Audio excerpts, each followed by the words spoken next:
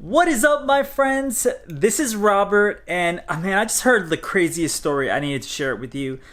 You ever heard of a guy named Ronald Wayne? Yeah, Ronald Wayne. Probably doesn't ring a bell, does it? But the insane thing about this guy is that in 1976, on April 1st, he teamed up with Steve Jobs and Steve Wozniak to start a little company called Apple Computers. Now, we all know Apple Computers has gone on to do some pretty dang big things. I don't know if it's called Apple Computers now or not, it's just maybe Apple. But Apple is a $1.5 trillion company. But what most people don't know is that it wasn't just Steve Jobs and Steve Wozniak. There was a third guy, right? This third guy's name was Ronald Wayne. So check this out. On April 1st, 1976, Ronald Wayne teamed up with Steve Jobs and Steve Wozniak to start Apple.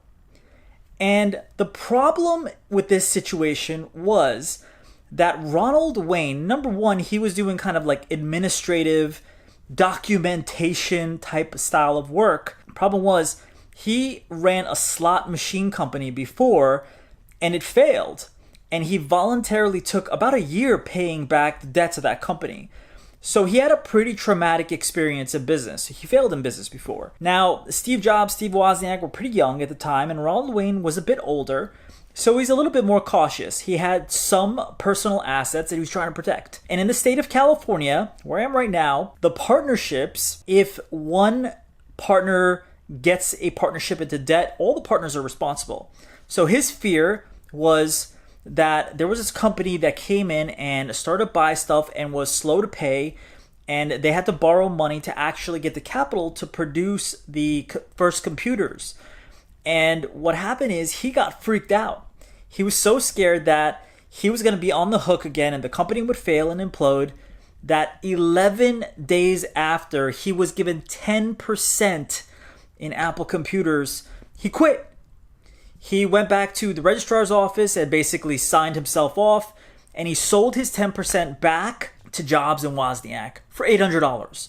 $800! We're talking about a $1.5 trillion company right now. Now, obviously, like Ronald Wayne would have no idea that this is going to be an epic and massive business, but can you just imagine the feeling of basically giving your shares that would now today be worth $150 billion away for $800. Like, that's just insane. Other thing about this is, so he got like $1,500 more, like a little bit later, so that he wouldn't sue them. So he basically relinquished all rights. And so $2,300. Now, of course, there's some inflationary adjustment to $2,300, but $2,300 for $150 billion. Today's market valuation of Apple is $1.5 trillion. So 10% of that is $150 billion. He gave away $150 billion with a B dollars. Now, he's retired now, and I can only imagine looking back and how it feels to have basically given away $150 billion. Now, he says that he has no regrets and stuff like that, but this just goes to show you, like, when there's an opportunity, you need to go after it, right? Yes, there will be risks. There's always going to be risks, but no risk, no reward.